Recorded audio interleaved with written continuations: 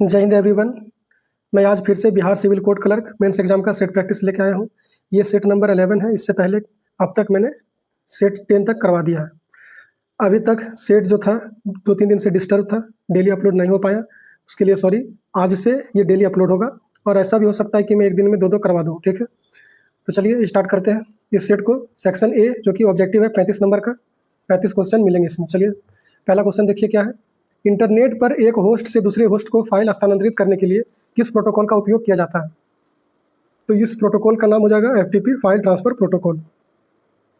दूसरा है MS excel में किसी सेल में फॉर्मूला इक्वल टू 16/2 के पावर क्या 3 है का परिणाम क्या होगा, ये आपको बताना है। तो देखिए ऐसे तो है 16, नीचे है 2, उसके ऊपर में पावर क्या है 3। तो बताइए 2 पे पावर क्या हो जाएगा 3, तो 2 2 जा 4, 4 2 जा 8, तो यहाँ पे आ जाएगा क्या 8 है ना, और 8 2 जा 16 हो जाएगा। तो आंसर आ जाएगा क्या आपका 2। ऑप्शन आंसर किस में है, बी में है 2।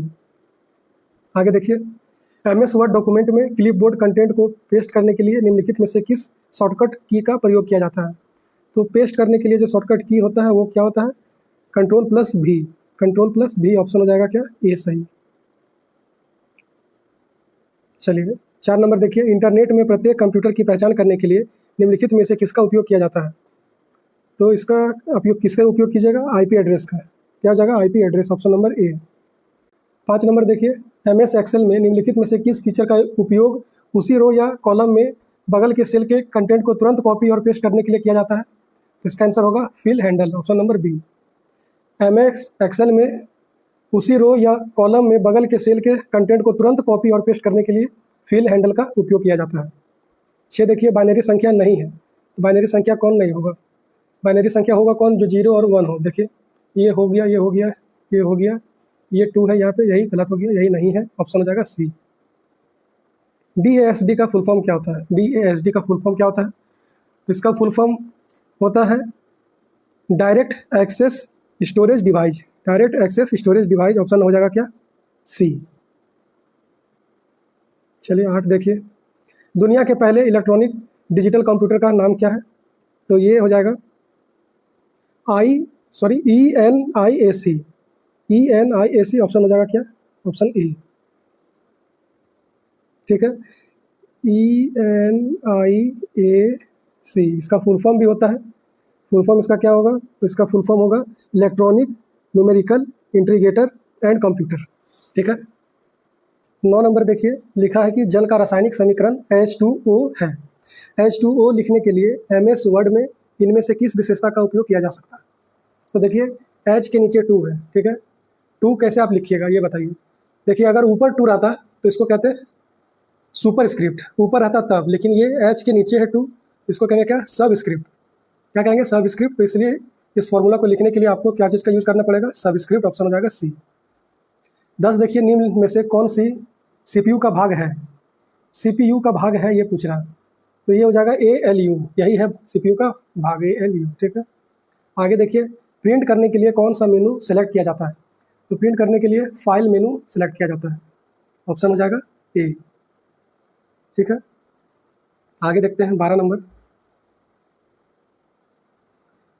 लिंक्डइन की स्थापना किसके द्वारा की गई थी? लिंक्डइन की स्थापना किसके द्वारा की गई है? तो इसका आंसर हो जाएगा Reed Hoffman, Reed Hoffman, option number A. Dash excel की टीम नहीं है। कौन सा एक्सेल की टीम नहीं है? देखिए सेल हो जाएगा, रो भी हो जाएगा, कॉलम भी हो जाएगा, डॉक्यूमेंट नहीं है, तो यही आपका आंसर होगी, ऑप्शन नंबर डी, डॉक्यूमेंट।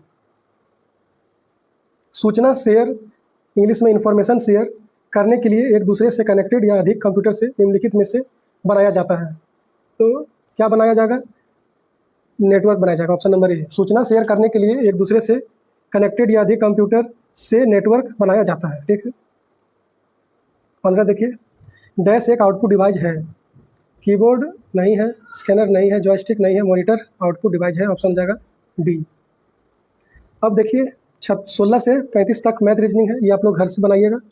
बाकी मैं इसका PDF दे देता हूँ, आप लोग को अगर कहीं पर दिक्कत हो PDF से आप लोग कुछ सॉल्व कर लें। देखिए बी में है इंग्लिश डिस्क्रिप्टिव, ये आप लोग को घर से करना है। पहला है क्या कि पैराग्राफ लिखना है 100 वर्ड के अंदर, ये तीनों टॉपिक के में से जो आपको अच्छा लगे उसके बारे में लिखिए। सेकेंड है लेटर लिखना है, आप लोग लेटर भी घर पे लिखिए। मैं वही करा देता हूँ जो कि आप लोग को दिक्कत हो जाए, जो आप नहीं समझ पाएंगे खुद से, बस वही कोशिश करते हैं समझाना। चलिए, तो देखिए यहाँ पे पैसेज दिया गया है, उसके बारे में फिर क्वेश्चन है, तो इसको हम करवा देंगे। आप लोग देखिए, कराने का मेरा तरीका है, पहले क्वेश्चन देखते हैं फिर पैराग्राफ पढ़ते हैं। पहला है क्या, what were Marie Curie field of expertise. तो मैरी क्यूरी का फील्ड क्या था जिसमें कि वो एक्सपर्ट थी। तो देखिए लिखा क्या है, Marie Curie a Polish and naturalized French physicist and chemist was a pioneer in the field of radioactivity. तो उनका फील्ड क्या था, रेडियो एक्टिविटी था। तो यही आपको लिखना होगा कि Marie Curie field of expertise was radioactivity, ठीक है। या फिर ये नहीं लिख सकते हैं तो लिख सकते हैं आप ये कि Marie Curie was a physicist and chemist, ठीक है। चलिए बी देखिए, बी है what two element did Marie Curie discover. चलिए यहाँ तक पढ़ लिए, अब आगे देखते हैं। Her ground breaking research lead to the discovery of polonium and radium, two new radioactive element. तो यही दो नाम आ गया, पोलोनियम एंड रेडियम। तो यहाँ पे आंसर क्या आ जाएगा, the two elements were polonium and radium, ठीक है, which were discovered by Marie Curie, ठीक है। आगे देखिए C, what were Marie Curie Nobel prize achievement. तो मैरी क्यूरी का नोबल प्राइज कौन सा था अचीवमेंट का, देखते हैं, इसको पढ़ते हैं आगे।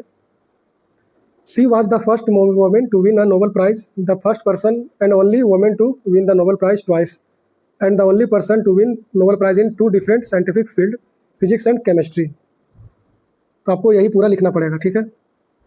She was the first women to win a Nobel prize, the first person and only women to win it twice, दो बार जीती है, और क्या, तो and the only person to win in two different scientific field, दो field में जीती है, ठीक है, फिजिक्स में भी केमिस्ट्री में भी। ये आपको पूरा यहाँ से यहाँ लिख देना पड़ेगा। चलिए आगे देखते हैं। डी नंबर है, what is one significant application of Marie Curie research. Marie Curie के रिसर्च का कोई एक सिग्निफिकेंट एप्लीकेशन आपको बताना है। तो आप यहाँ पे पढ़िए, Curie work not only advanced our understanding of radioactivity but also paved the way for its applications in medicine including cancer treatment. तो यही आंसर हो जाएगा, ठीक है। लिखिएगा, significant application of Marie Curie's research is in cancer treatment. चलिए ये हो गया। इसके आगे क्या है, rectify the sentences given below without changing their meaning. Meaning को चेंज नहीं करना है, बाकी देखना है कि कहाँ पे क्या प्रॉब्लम है, मतलब क्या गलत है, ठीक है। He always wants to be in the company of those who are intellectually superior than him. तो सुपीरियर देन हिम नहीं होता है, सुपीरियर टू हिम होता है। तो देन को काट कर टू लगाइएगा तो आपका सेंटेंस सही हो जाएगा। बी है, I have seen let it go before a crowd of thousand of people. मतलब कि क्राउड है कितने लोगों का, तो 1000 लोगों का, उनके सामने क्या है, तो मैंने गाना गाया कौन सा, लेट इट गो, ये गाना का बोल है, नाम है। तो देखिए आई हैव सींग लिखा है, सींग हो जा रहा है वर्ब वन, आपको यहाँ पे वर्ब 3 का यूज करना है। आई हैव संग हो जाएगा SUNG, संग, ठीक है, SUNG लिखिएगा तो ये जाके सही हो जाएगा। आगे है, please let me know whether you decide to come with me. तो देखिए इसमें क्या होगा कि आपको पास्ट टेंस में रखना चाहिए, वेदर यू डिसाइडेड होगा, ठीक है। क्योंकि आपको इतना समझना पड़ेगा कि मान लीजिए कि आपका कोई दोस्त है, अब आप कहीं पे जा रहे हैं, मान लीजिए आप घूमने जा रहे हैं, पार्क जा रहे हैं घूमने। अब आप अपना दोस्त को क्या पूछेगा कि हमको ये जानना है कि तुम क्या डिसाइड किए। मतलब वो सामने वाला डिसाइड कर नहीं रहा है, कर लिया है, ठीक है, और आप उससे पूछ रहे हैं कि हम जानना चाहते हैं कि तुम क्या डिसाइड किए। इसका मतलब है सामने वाला डिसाइड कर चुका है, तब आप ऐसा बात पूछ रहे हैं, ठीक है। इसलिए आपको क्या लिखना पड़ेगा, whether you decided to come with me. तो ई डिसाइड के साथ क्या लिखना होगा, ED लगा दीजिए, ई लगा है, सॉरी डी लगाइएगा, सिर्फ डिसाइडेड हो जाएगा। फिर please let me know whether you decided to come with me, ठीक है। आगे है, Shilpi has a keen interest of learning a foreign language. तो देखिए कीन इंटरेस्ट ऑफ लर्निंग नहीं होता है, इन लर्निंग होगा, ठीक है। Keen interest in learning a foreign language, of नहीं, इंटरेस्ट इन, ठीक है। चलिए आगे देखते हैं। इस तरह से इंग्लिश सेक्शन ख़त्म होता है, सेक्शन आता है हिंदी का। आप लोग हिंदी वाला खुद से कीजिएगा। निबंध है, लेटर है, मुहावरा का अर्थ बता देते हैं, हो सकता है कि आप लोग को दिक्कत हो, इसलिए देख लीजिए। दिल लगाना का अर्थ क्या होता है, तो दिल लगाना का अर्थ होता है अपने काम में ध्यान केंद्रित करना। वाक्य बनाइएगा कैसे, यदि दिल लगाकर पढ़ाई करोगे तो सफलता अवश्य मिलेगी। बी है, फूलों की सेज, तो इसका लिखिएगा आरामदायक जीवन। वाक्य बनाइएगा इस तरह, यह व्यापार फूलों की सेज नहीं है, इसमें मेहनत लगती है। सी है घर का शेर बाहर का गीदड़। इसका अर्थ होता है अपने घर में बहादुर बाहर कायर। वाक्य बनाइएगा, वह अपने घर में तो बोलता है लेकिन बाहर हमेशा चुप रहता है। डी देखिए जंगल में मंगल। इसको लिखना है आप लोगों को, बंजर स्थान पर खुशी या चहल पहल। बंजर स्थान पर खुशी या चहल पहल। वाक्य किस तरह बनाइएगा, इस गांव में बिजली आकर जंगल में मंगल जैसा हो गया। आगे है शुद्ध करना वाक्य को, बच्चों को शिक्षा देना हमारी फर्ज है। ऐसे कैसे लिख रहा है, हमारी फर्ज, हमारा फर्ज है होगा, ठीक है। और है होगा है नहीं, हमारा फर्ज है। पहले तो ये है कटेगा, विसर्ग नहीं आएगा, और हमारी नहीं होगा, क्या होगा, हमारा होगा, ठीक है। आगे देखिए, वह हमेशा दूसरों की मदद को तैयार रहता है।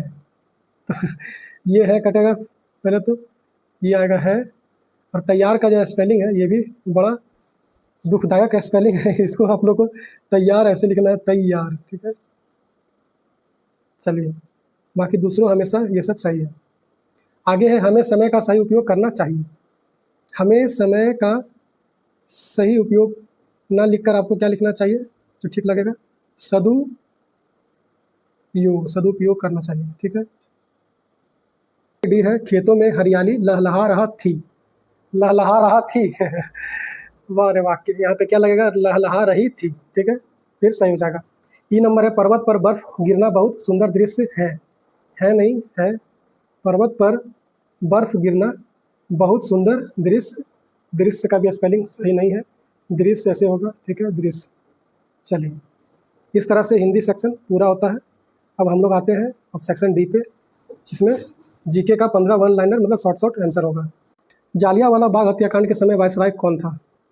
तो इसका आंसर हो जाएगा क्या, चेम्सफोर्ड था, चेम्सफोर्ड,